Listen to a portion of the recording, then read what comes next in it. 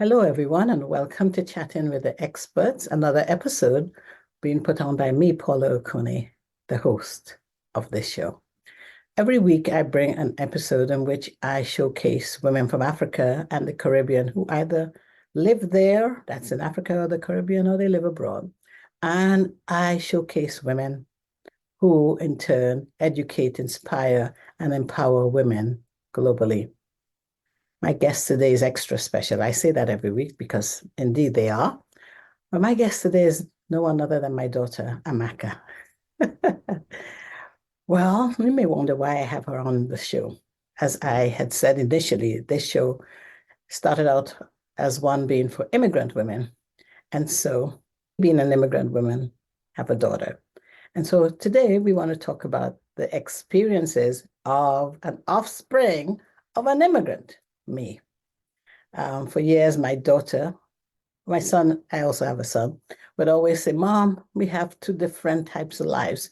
We have a life in our house as immigrants, and then we go out and we go to school, and it's different. And so I thought there's no better time than today to talk about that, address that, because there's so many things she says that she thinks we moms, we immigrant moms, we African and Caribbean moms need to know about. They, in her case, first generation American, and their experiences outside of the home. So, Amaka, welcome to your mom's show. Thank you so much for having me. It's an honor, Mom. I don't take this privilege lightly, so I'm ready. All right.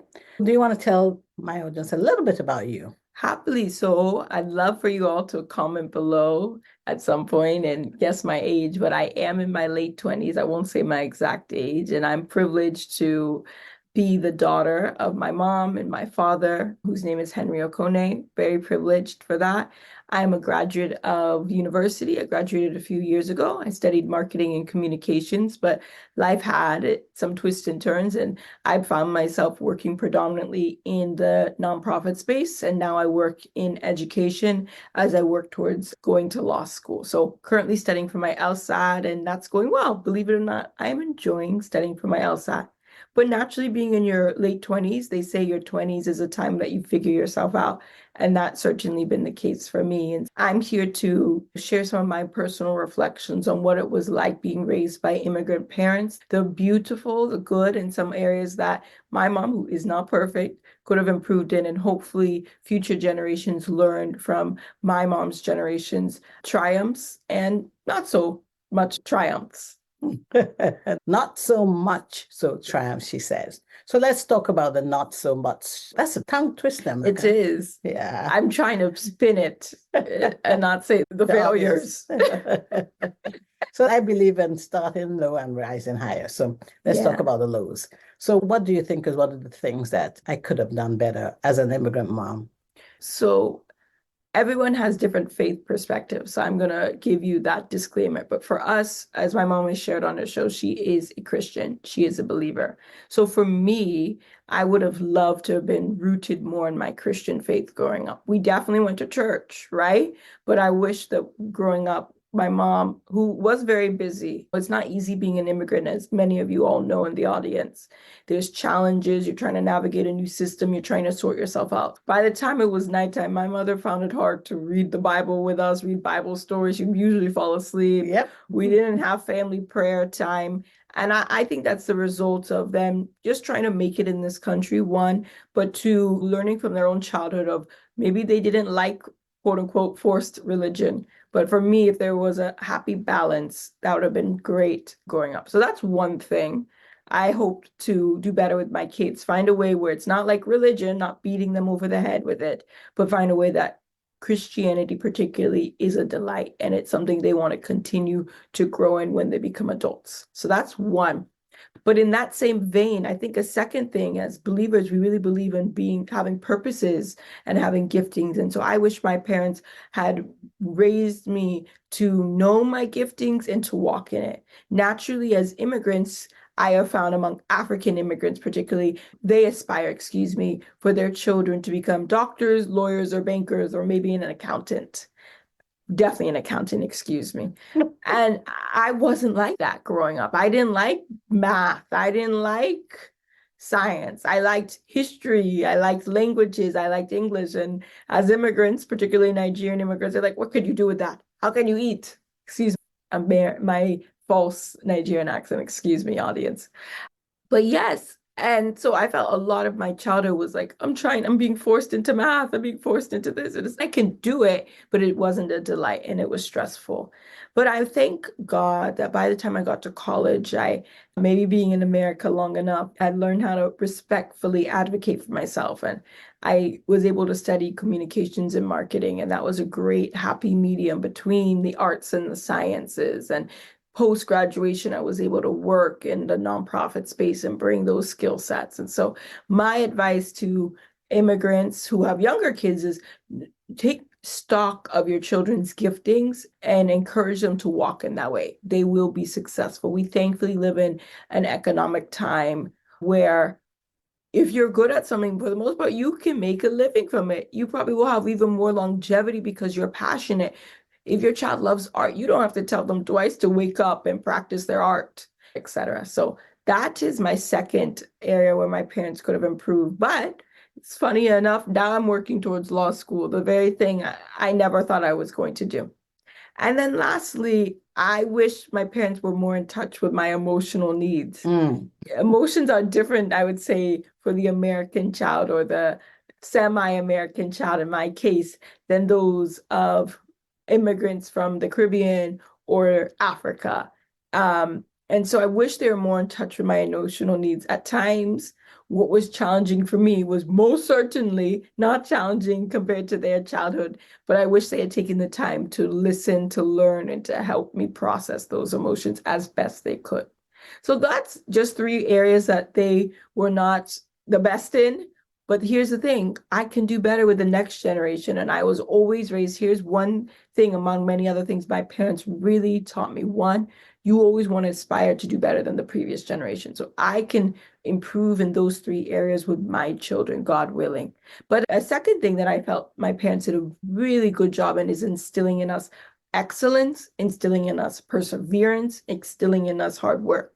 My parents had their challenges, but I always thought if my parents have a challenge, they're going to overcome it because they're not quitters and they're responsible adults who loved each other and love not only their children, but their own extended families. And so my parents did a great job in showing me what it looks like to be resilient. That's a very key buzzword this day and age, resilience. A lot of parents are asking themselves, how can I teach my kids resilience? I'll give you an example. One is model it. That's one of the best teachers. It's not just your words as parents, it's your actions. And my parents were most certainly resilient. Two, I would say my parents didn't let me quit everything that I wanted to quit. A good example is Kumon, a Japanese learning and reading center. I hated it. Let me be honest. But you know what? I am so thankful my parents paid for it and drove me there and made me do my Kumon. Why? Because my mom signed me up for the math program and I'm amazing at arithmetic thanks to that. Thanks to those years of sacrifice in terms of time and money and effort into my life and that of my brothers. And I would say the third thing my parents taught me was generosity. My mother is a very humble woman, so she's not going to talk much about herself on the show, but I can. I can boast about my mommy. One disclaimer, I'm a mommy's girl. I love my mommy to bits.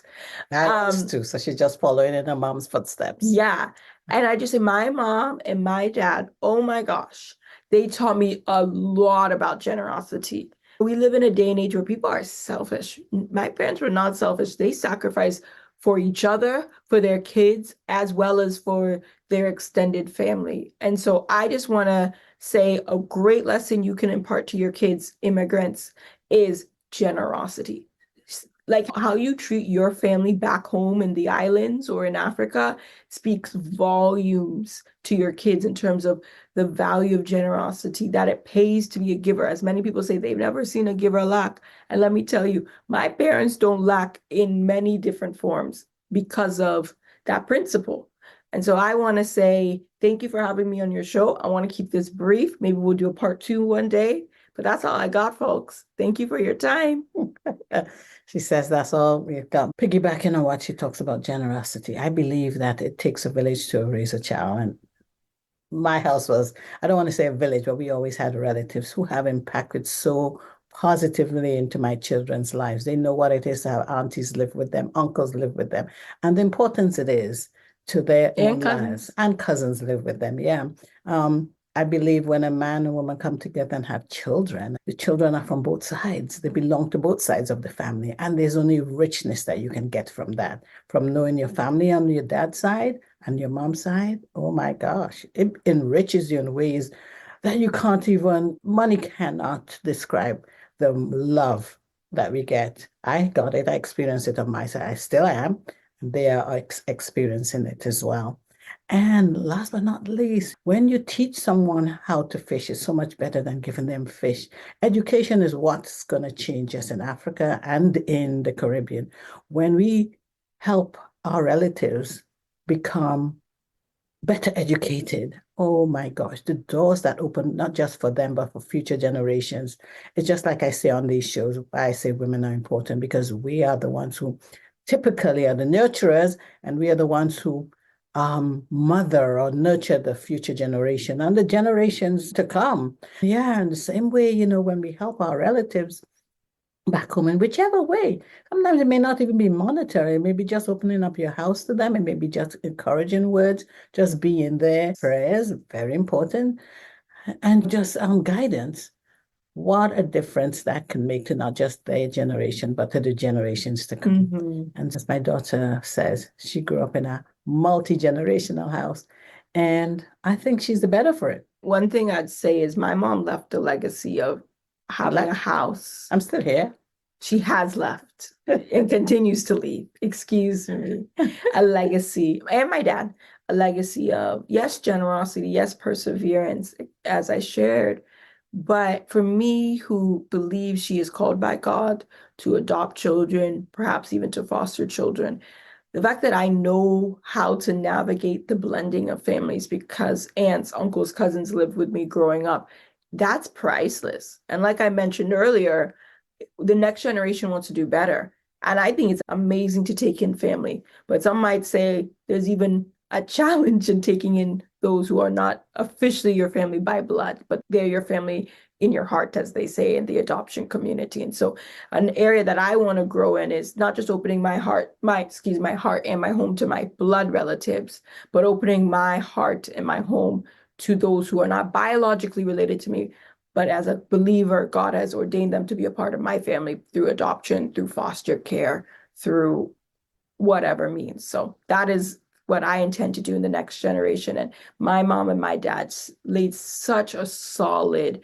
foundation because we live in America where everybody and their mama is just about their nuclear family. That's a generalization, please. Not everybody is like that, but a lot of people focus so much on their nuclear family. And there's beauty to that, but you're lacking a color, a diversity, and really beautiful, rich experiences and character formation when you're just focused on your spouse, your partner in this day and age, or your children. When you have wonderful aunts, uncles, cousins, grandparents out there who can add to your family's history and life experiences, but also who may need your help, and most certainly you need their help. And so that is certainly something that I have learned from my parents as well, opening up your home to beyond your nuclear family. And as immigrants, if you're wrestling with bringing some of your family to live with you who need to immigrate from Africa or the islands, I would say, definitely pray about it. But if you feel peace with it, take the leap of faith. There may be some challenges, but they're good challenges that form your character and help mature your kids. And do it legally. I always say that. Yes. Disclaimer. As a future lawyer, I would advise that.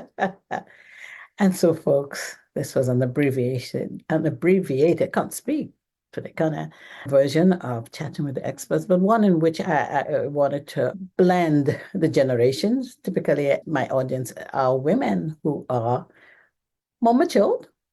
But when my daughter said to me, Mom, I think I have a word that I love, words I'd love to share with your audience, I said, why not? And so today is the day. And so, Amaka, is there any way they can find you? Are you on LinkedIn if they'd like to talk a bit more about you or hear more about what you're doing?